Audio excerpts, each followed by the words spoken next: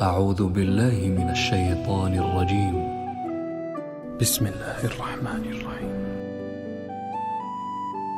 شروع اللہ کا نام لے کر جو بڑا مہربان نہایت رحم والا ہے۔ الف لام را، یہ اللہ کی کتاب اور قرآن روشن کی آیتیں ہیں۔ کسی وقت کافر لوگ آرزو کریں گے کہ اے کاش وہ مسلمان ہوتے۔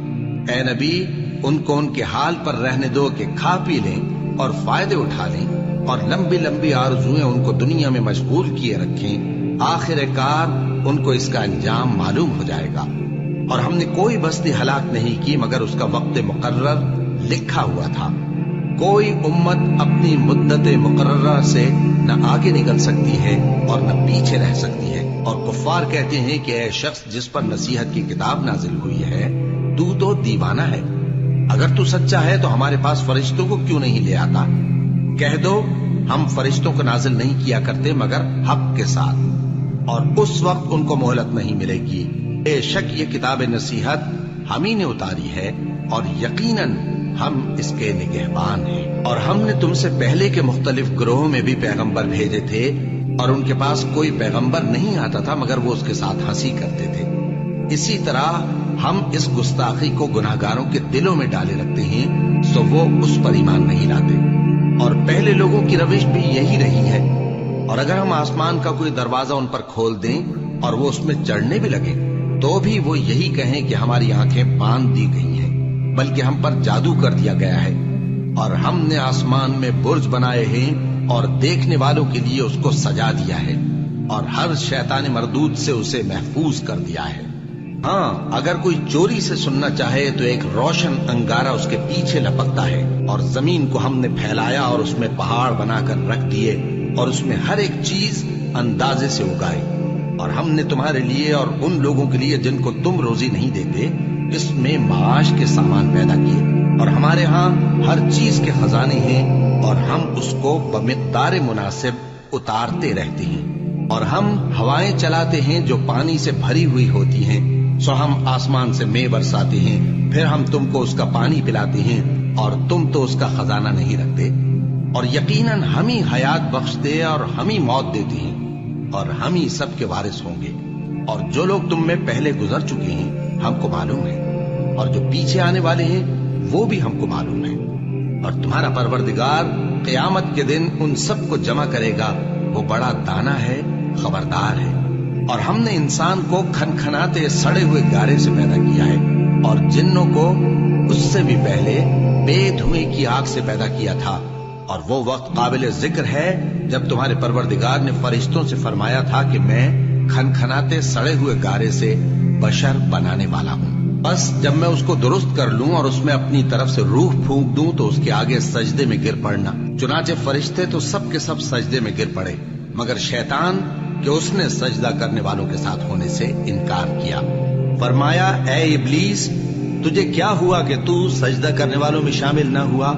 اس نے کہا میں ایسا نہیں ہوں کہ انسان کو جس کو تو نے کھنکھناتے سڑے ہوئے گارے سے بنایا ہے سجدہ کروں۔ فرمایا یہاں سے نکل جا کہ اب تو مردود ہے، اور تجھ پر قیامت کے دن تک لعنت برسے گی۔ اس نے کہا کہ پروردگار مجھے اس دن تک مہلت دے جب لوگ مرنے کے بعد زندہ کیے جائیں گے۔ فرمایا اچھا، سو تجھے مہلت دی جاتی ہے وقت مقرر یعنی قیامت کے دن تک۔ اس نے کہا کہ پروردگار جیسا تو نے مجھے بھٹکا دیا ہے، میں بھی زمین میں لوگوں کے لیے گناہوں کو آراستہ کر کے دکھاؤں گا اور سب کو بہکاؤں گا۔ ہاں، ان میں جو تیرے خاص بندے ہیں ان پر میرا قابو چلنا مشکل ہے۔ فرمایا کہ مجھ تک پہنچنے کا یہی سیدھا رستہ ہے، جو میرے خاص بندے ہیں ان پر تجھے کچھ قدرت نہیں کہ ان کو گناہ میں ڈال سکے۔ ہاں، بد راہوں میں سے جو تیرے پیچھے چل پڑے، اور ان سب کے وعدے کی جگہ جہنم ہے۔ اس کے 7 دروازے ہیں، ہر ایک دروازے کے لیے ان میں سے الگ الگ حصہ ہے۔ جو متقی ہیں وہ باغوں اور چشموں میں ہوں گے۔ ان سے کہا جائے گا کہ ان میں سلامتی اور امن و اطمینان سے داخل ہو جاؤ، اور ان کے دلوں میں جو کدورت ہوگی ہم اسے نکال دیں گے، گویا بھائی بھائی مسندوں پر ایک دوسرے کے سامنے بیٹھے ہوں۔ نہ ان کو وہاں کوئی تکلیف پہنچے گی اور نہ وہ وہاں سے نکالے جائیں گے۔ اے پیغمبر، میرے بندوں کو بتا دو کہ میں بڑا بخشنے والا ہوں، بڑا مہربان ہوں، اور یہ کہ میرا عذاب بھی درد دینے والا عذاب ہے۔ اور ان کو ابراہیم کے مہمانوں کا احوال سنا دو۔ جب وہ ابراہیم کے پاس آئے تو سلام کہا۔ انہوں نے کہا کہ ہمیں تو تم سے ڈر لگتا ہے۔ مہمانوں نے کہا کہ ڈریے نہیں، ہم آپ کو ایک دانش مند لڑکے کی خوشخبری دیتے ہیں۔ وہ بولے کہ جب مجھے بڑھاپے نے آ پکڑا تو تم خوشخبری دینے لگے، اب کاہے کی خوشخبری دیتے ہو؟ انہوں نے کہا کہ ہم آپ کو سچی خوشخبری دیتے ہیں، سو آپ مایوس نہ ہوں۔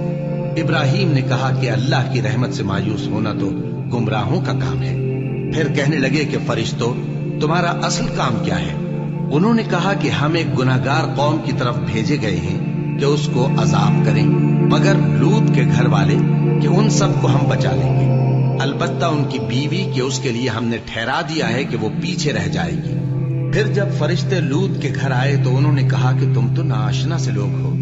وہ بولے کہ نہیں، بلکہ ہم آپ کے پاس وہ چیز لے کر آئے ہیں جس میں لوگ شک کرتے تھے، اور ہم آپ کے پاس یقینی بات لے کر آئے ہیں اور ہم سچ کہتے ہیں۔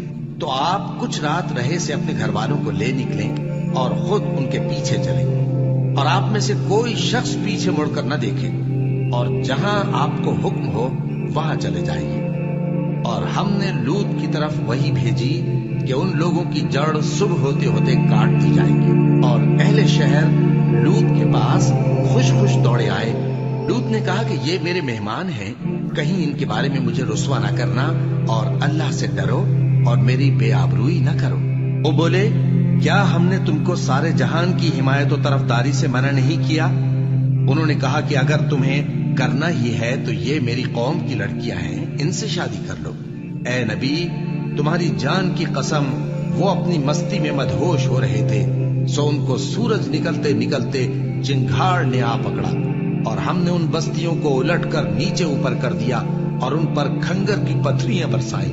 بے شک اس قصے میں اہل فراست کے لیے نشانی ہے، اور وہ بستیاں اب تک شام جانے والے سیدھے رستے پر موجود ہیں۔ بے شک اس میں ایمان لانے والوں کے لیے نشانی ہے۔ اور بن کے رہنے والے یعنی قوم شعیب کے لوگ بھی گناہگار تھے، تو ہم نے ان سے بھی بدلہ لیا، اور یہ دونوں شہر کھلے رستے پر موجود ہیں۔ اور وادی ہجر کے رہنے والوں نے بھی پیغمبروں کی تکذیب کی، ہم نے ان کو اپنی نشانیاں دی اور وہ ان سے منہ پھیرتے رہے، اور وہ پہاڑوں کو تراش تراش کر گھر بناتے تھے کہ امن و اطمینان سے رہیں گے۔ آخر زوردار آواز نے ان کو صبح ہوتے ہوتے آ پکڑا، اور جو کام وہ کرتے تھے وہ ان کے کچھ بھی کام نہ آئے۔ اور ہم نے آسمانوں اور زمین کو اور جو مخلوقات ان میں ہے سب کو تدبیر کے ساتھ پیدا کیا ہے، اور قیامت تو ضرور آ کر رہے گی، تو تم ان لوگوں سے اچھی طرح سے درگزر کرو۔ کچھ شک نہیں کہ تمہارا پروردگار ہی سب کچھ پیدا کرنے والا ہے، جاننے والا ہے۔ اور ہم نے تم کو 7 آیتیں جو نماز میں دہرا کر پڑھی جاتی ہیں، یعنی سورہ الحمد اور عظمت والا کلام عطا فرمایا ہے۔ ہم نے کفار کی کئی جماعتوں کو جن کو فوائد دنیاوی سے نوازا ہے، تم ان کی طرف رغبت سے آنکھ اٹھا کر نہ دیکھنا، اور نہ ان کے حال پر رنج و غم کرنا، اور مومنوں کے ساتھ تواضع سے پیش آنا، اور کہہ دو کہ میں تو علانیہ ڈر سنانے والا ہوں، اور ہم ان کفار پر اسی طرح عذاب نازل کریں گے جس طرح ان لوگوں پر نازل کیا جنہوں نے تقسیم کر دیا، یعنی قرآن کو کچھ ماننے اور کچھ نہ ماننے سے ٹکڑے ٹکڑے کر ڈالا۔ سو تمہارے پروردگار کی قسم، ہم ان سے ضرور پرسش کریں گے ان کاموں کی جو وہ کرتے رہے۔ بس جو حکم تم کو اللہ کی طرف سے ملا ہے وہ لوگوں کو بے دھڑک سنا دو، اور مشرکوں کا ذرا خیال نہ کرو۔ ہم تمہیں ان لوگوں کے شر سے بچانے کے لیے کافی ہیں جو تم سے ہنسی کرتے ہیں، جو اللہ کے ساتھ کوئی اور معبود قرار دیتے ہیں، سو ان قریب ان کو ان باتوں کا انجام معلوم ہو جائے گا۔ اور ہم جانتے ہیں کہ ان کی باتوں سے تمہارا دل تنگ ہوتا ہے، تو تم اپنے پروردگار کی تسبیح کہتے اور اس کی خوبیاں بیان کرتے رہو، اور سجدہ کرنے والوں میں سے ہو جاؤ، اور اپنے پروردگار کی عبادت کیے جاؤ یہاں تک کہ تمہاری موت کا وقت آ جائے۔